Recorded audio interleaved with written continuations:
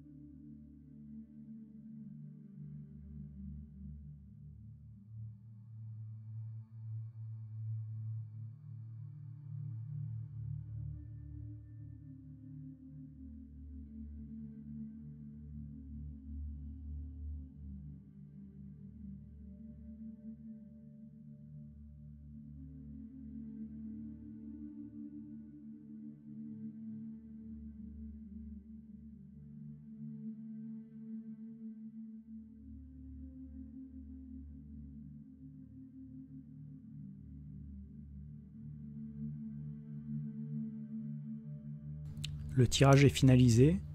On va regarder ensemble chacune des cartes pour son interprétation globale. Pour commencer, regardons la carte sur la gauche. Elle représente les énergies du moment pour le pouvoir d'achat des Français. Nous avons la carte des plaisirs. C'est une carte vénusienne, plaisante. Elle évoque les plaisirs de la vie, de la table, du divertissement, la satisfaction. Nous sommes au début de l'été, l'esprit de la majorité des Français est aux vacances. Alors malgré la hausse du coût de la vie, la plupart des Français profitent. De ce point de vue-là, elle décrit bien les énergies du moment. Cette carte nous dit que les Français bénéficient encore d'un bon pouvoir d'achat pour profiter des plaisirs de la vie. Elle nous dit également que la France est bien disposée pour que le pouvoir d'achat des Français s'améliore. Mais bien entendu, cela va être impacté par les décisions politiques à venir qui vont se répercuter directement sur le pouvoir d'achat des Français. Alors voyons les cartes suivantes pour voir si notre président économiste de génie va prendre les bonnes décisions pour que le pouvoir d'achat des Français perdure ou s'améliore durant les prochains mois. Regardons comment les choses vont évoluer avec les deux cartes sur la droite. Pour rappel, ce sont les cartes qui représentent les obstacles, les difficultés qui vont être rencontrées pour une évolution favorable du pouvoir d'achat. Nous avons tout d'abord la carte du feu.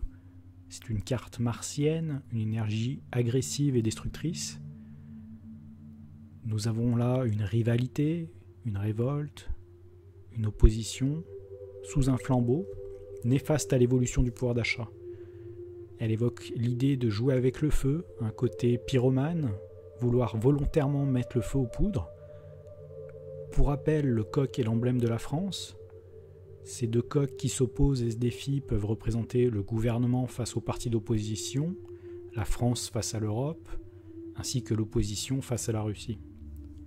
C'est une carte qui évoque également les Jeux Olympiques, avec son flambeau au-dessus des deux coqs. La France va être dans les conflits durant les prochaines années, en son intérieur, face aux partis d'opposition et la révolte de la population, mais également à l'extérieur, avec la Russie, l'Ukraine, les décisions européennes.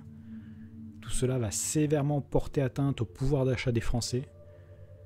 La seconde carte est la carte de l'héritage, carte jupitérienne, qui évoque dans cette position le chaos, l'échec, la malchance, une autorité malveillante. C'est également le passé, la mortalité, l'héritage, la transmission. Ces deux cartes évoquent une notion de temps avec les Jeux Olympiques de 2024, mais également un cycle de 4 à 5 ans qui correspond au nouveau mandat du gouvernement Macron. Les Français vont payer très cher les décisions qui ont été prises par le passé, durant le Covid, ainsi que les nouvelles décisions que va prendre le président jupitérien récemment élu. Il va être à l'origine de conflits et de la perte de pouvoir d'achat des Français. Ensuite, regardons les deux cartes sur le dessus. Ce sont les énergies qui vont dominer. Nous avons la carte de la beauté et la carte de la méchanceté. La carte de la beauté, à nouveau une carte jupitérienne, évoque à nouveau Macron avec sa couronne dorée, mais également le pouvoir d'achat pour le côté épanouissant et généreux de cette carte. Malheureusement, la carte qui la complète est la carte de la méchanceté. C'est une énergie martienne agressive et destructrice à nouveau. Comme son nom l'indique, il y a des agissements par méchanceté envers les Français et leur pouvoir d'achat. Elle évoque la cruauté, la dureté, la malveillance, des actes néfastes, le complot, l'agression. La beauté évoque la valorisation. Associée avec la carte de la méchanceté, cela évoque une énergie de dévalorisation par des actes volontaires et malveillants. Enchaînons sur les 3 cartes du bas qui donnent la réponse de notre tirage. Comment le pouvoir d'achat des Français va évoluer. Première carte, la carte vol et perte. Une réponse très claire à la question de notre tirage. Elle évoque, comme son nom l'indique, le vol et la perte du pouvoir d'achat. Tout comme la carte méchanceté, elle insiste sur le fait qu'on ne le perd pas, mais qu'il est volé aux Français. C'est une carte qui représente les escrocs au vol, avec cette chauve-souris qui évoque les vampires, le démon, les prédateurs. Elle évoque également le malheur, les déficits, le détournement, le pillage, la fraude, la sournoiserie, la tromperie. Très mauvaise carte pour l'avenir du pouvoir d'achat des Français. Elle est accompagnée de 2 cartes sorties en même temps, la carte de la maladie et celle de la découverte. La carte de la maladie en réponse de l'évolution du pouvoir d'achat des Français est également à nouveau assez claire. Elle évoque la rechute, le mal-être, la dépression. À nouveau, elle insiste sur cette notion de prédateur, du pouvoir du fort sur le faible, avec la capture d'une proie par cet oiseau.